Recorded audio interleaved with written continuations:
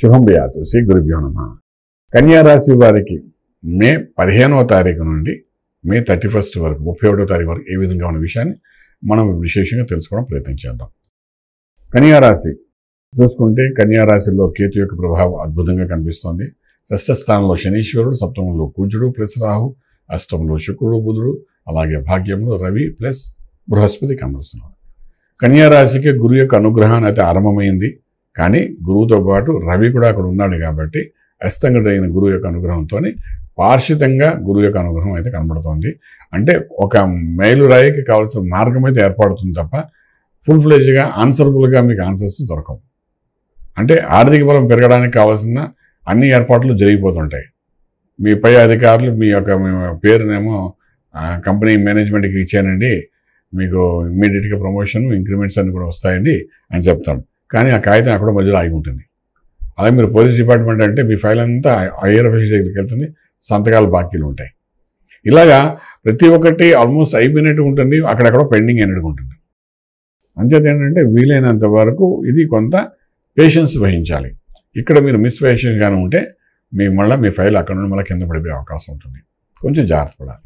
అలాగే వ్యాపారస్తులు వ్యాపారం చేసేటప్పుడు చేస్తున్న వ్యాపారం మీద చిన్న కన్ఫ్యూజన్ అయ్యి ఇది కాకుండా ఇంకోటి చేద్దాం అనే మాటతో వెళ్ళిపోకండి.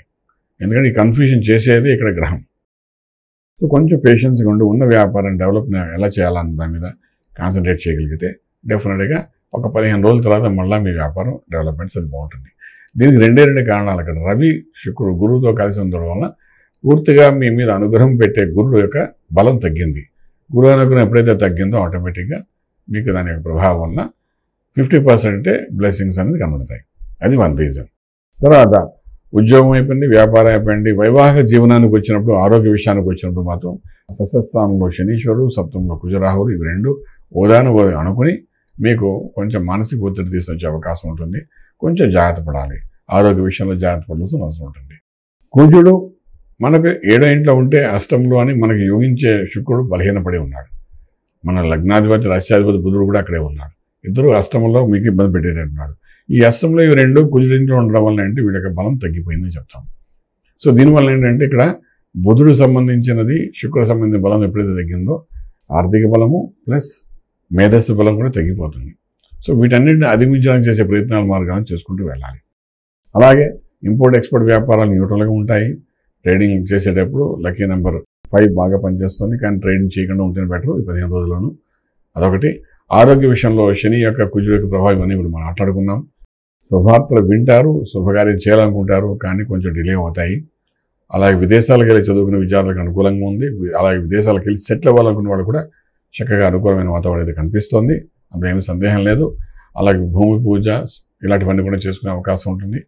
శుభకార్యానికి మాటలు నడపడానికి చేసే ప్రయత్నాల్లో మీరు సక్సెస్ఫుల్ కూడా అవుతారు. రాజకీయ రంగంలో ఉండే వాళ్ళకి మాత్రం కొంచెం శుభార్త వినే అవకాశం ఉంటుంది. ఇవన్నీ బాగానే ఉన్నాయి. కానీ షష్ఠ సప్తమ స్థానం ఉన్న గ్రహాలు ఏంటంటే ఇబ్బంది పెడుతున్నాయి. కాబట్టి ఇక్కడ వల్ల మేధా దక్షిణామూర్తి మహామంత్రాన్ని సాధన చేసుకుని ముందుకు వెళ్ళడం ప్రయత్నించండి. కొంత ఊరటగా ఉంటుంది. కొన్ని సమస్యల పరిష్కారం అయితే కనబడతాయి. రాజమార్గంలో రాజ్యం పొందగలుగుతారు. శుభం భయాత్. పూర్తి వివరాలకు సంప్రదించండి శ్రీ వేదమాత గాయత్రి జ్యోతిష్యాలయం, Brahmasri మంతా Suryanarayana Sharma garu, Srinilayam, first floor, 101, Sai Vaibhav layout, Chitrapuri colony పక్కన, కాజాగూడ, హైదరాబాద్ 500008. సంప్రదించవలసిన ఫోన్ నంబర్ 8855559147, 8855559148, 9849996644.